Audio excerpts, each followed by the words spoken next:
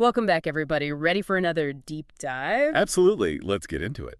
Today, we're tackling something I think we can all relate to. You know, that feeling when you're in the produce aisle trying to make healthy choices, but also wondering about those pesticides. Yeah, you want to eat your fruits and veggies, but you don't want to be eating pesticides with them. Exactly.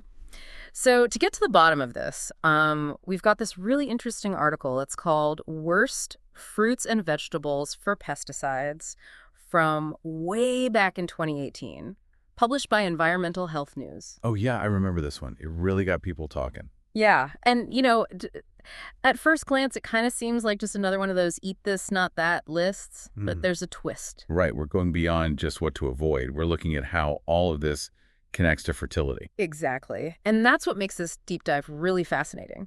So the article kicks off by mentioning the Environmental Working Group, the EWG. They do a ton of research on, environmental health, and they put out this list. You've probably heard of it, the Dirty Dozen. Oh, the Dirty Dozen. Yeah, it's pretty famous. Well, infamous, maybe. It's based on all this data from the USDA, the U.S. Department of Agriculture. Right. So basically, they're testing all these fruits and veggies, seeing how much pesticide residue is left on them. Exactly. After they've been harvested, washed, the whole 9 yards. And then the EWG looks at all that data and ranks the produce.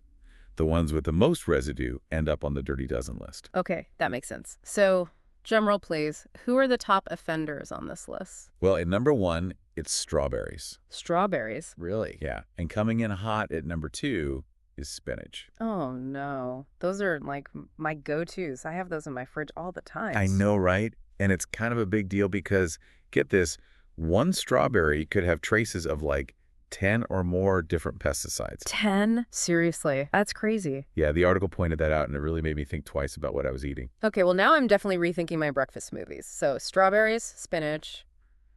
What else made the list?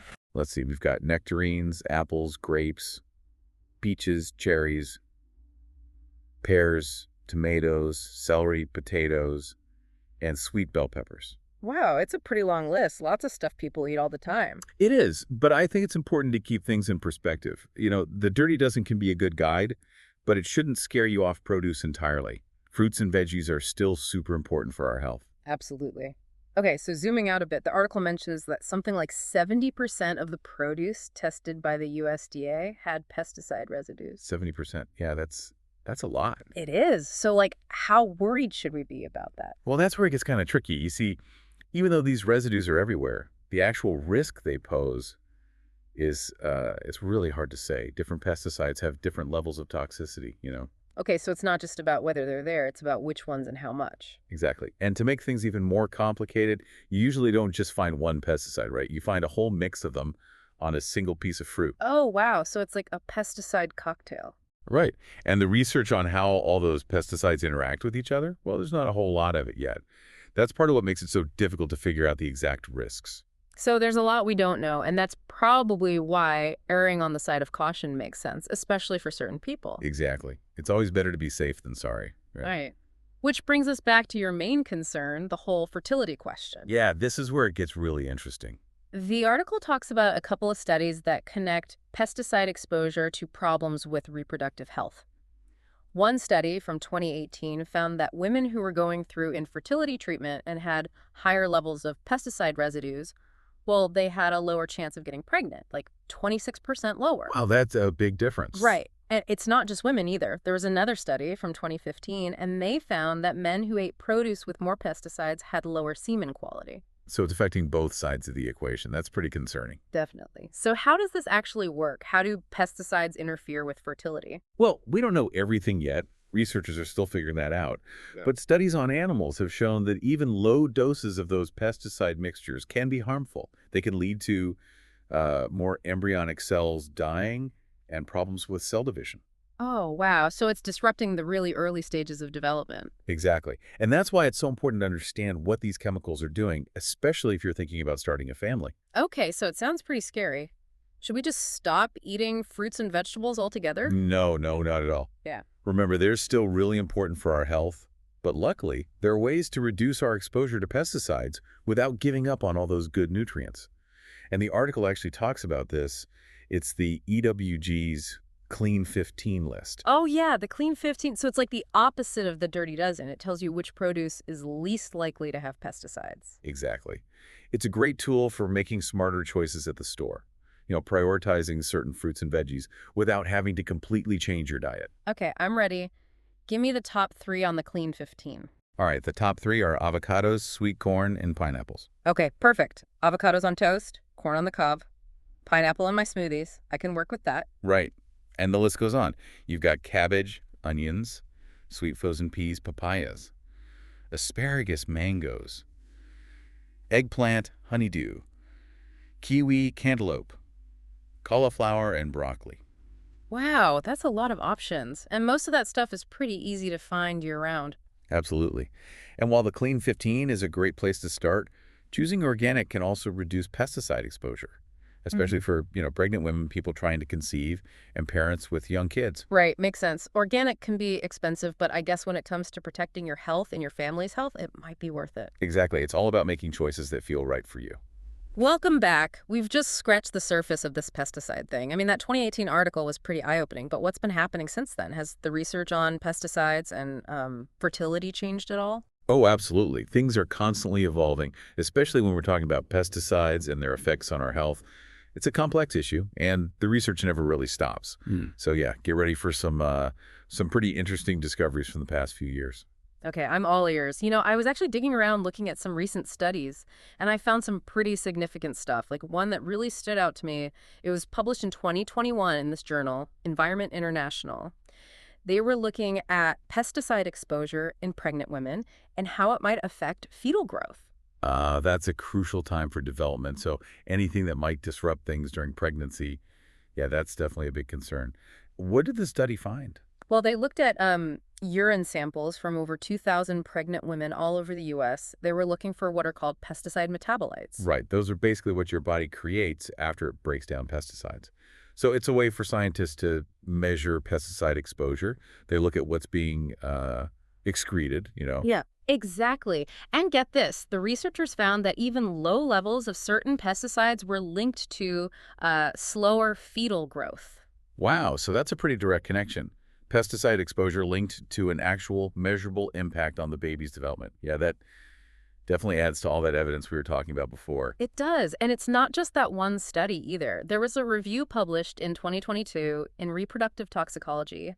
They analyzed a bunch of studies, and they also found that exposure to some pesticides during pregnancy could increase the risk of preterm birth and having a baby with a low birth weight. That's really interesting, though, because that same review also pointed out that different pesticides can have different effects on a developing fetus. Some seem to be more harmful than others. So it's not like we can just say all pesticides are bad. We need to know the specific risks, right? Each one is different. Exactly. And that's why all this ongoing research is so important. We need to know which pesticides are the biggest problems, how much is too much, and when they're most dangerous.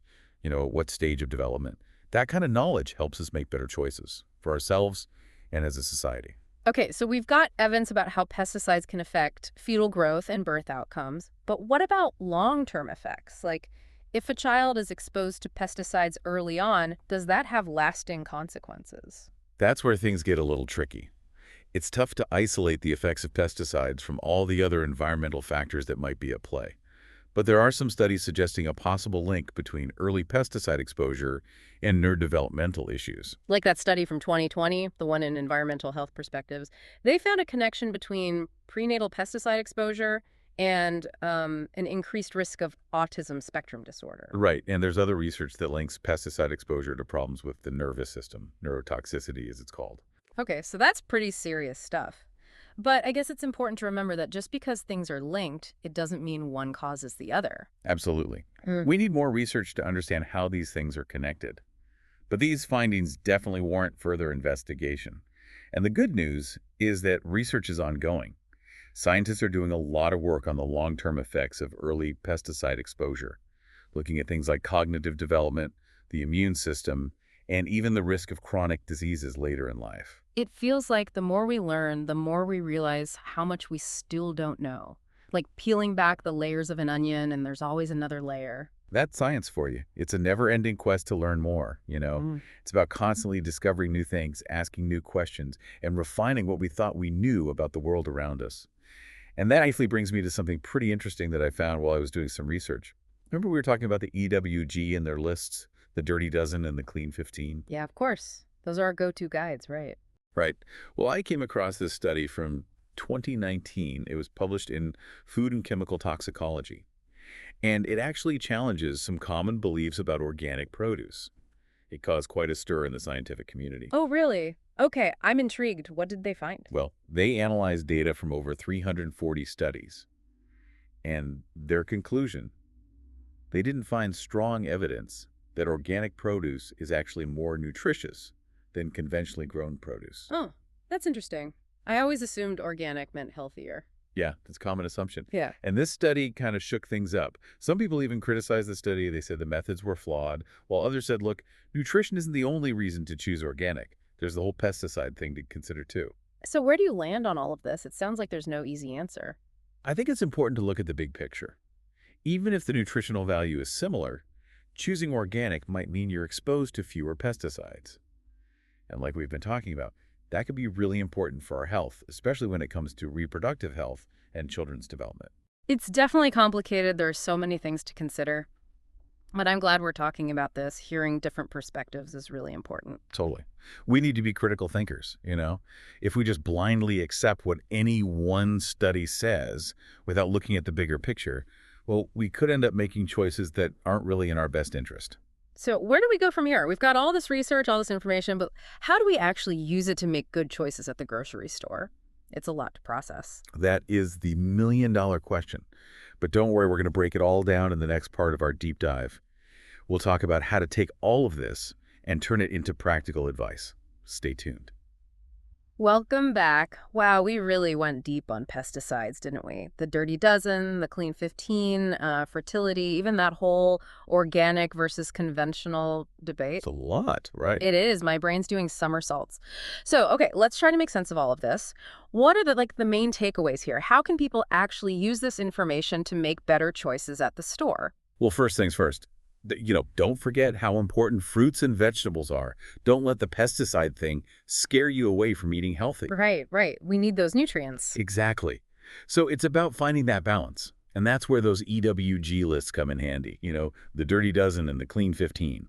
They can help you decide what to buy organic and what you can maybe get conventionally. Okay, so if I'm on a budget, I might prioritize organic strawberries and spinach, but maybe I don't worry so much about avocados or sweet corn. Exactly. It's all about being strategic, Mm. getting the most bang for your buck, health-wise. Makes sense. But what about people who are more sensitive to pesticides, pregnant women or couples trying to get pregnant or parents with little kids? What should they do? That's a really good point. In those cases, yeah, it's usually best to play it safe and go organic as much as possible. Developing babies and little kids are just more vulnerable to, anything that could be harmful. It's about setting them up for a healthy start, right? Exactly. But let's be real. Organic isn't always an option for everyone. It can be expensive, and sometimes it's hard to find. So what else can we do to reduce our exposure? Well, the obvious thing is washing your produce really well, right? But does that actually do anything? It definitely helps. It removes some of the residue that's on the surface. What about those special veggie washes? Are they worth it? Some studies show they can remove more residue than water alone. But, nothing's perfect. No washing method is going to get rid of all pesticides. So it's still good to wash, even if it's not 100% guaranteed? Exactly. It's an extra layer of protection. Mm. And, peeling your fruits and veggies can also help. The pesticides tend to hang out on the outer layers. Okay, so wash thoroughly, peel if you can, and go organic when it's possible. Got it. Anything else? Have you ever thought about checking out farmers markets? Actually, yeah, I do like to go to the farmer's market sometimes. It's great. You get to support local farmers. And a lot of them use sustainable practices that, minimize pesticide use. It's good for your health and good for the community. Love that. Okay, so we've talked about how to shop smart, but as we wrap up, I want to leave everyone with something to think about. We've been focused on what we can do individually, but what about bigger changes? Can we do anything to encourage policies that support sustainable agriculture and reduce the use of these harmful chemicals in our food? Really get to the root of the problem. That's a great question, and it's really important. It's about moving beyond personal choices and thinking about how we can create a better system for everyone. We can support organizations working to change policies, vote for candidates who care about these issues, and even just talk to people in our communities about this stuff. Yeah, it's a good reminder that we all have a part to play in creating a healthier future. Thanks for diving into all this with me. And to everyone listening, remember, knowledge is power. The more we know, the better choices we can make for ourselves, our families, and our planet.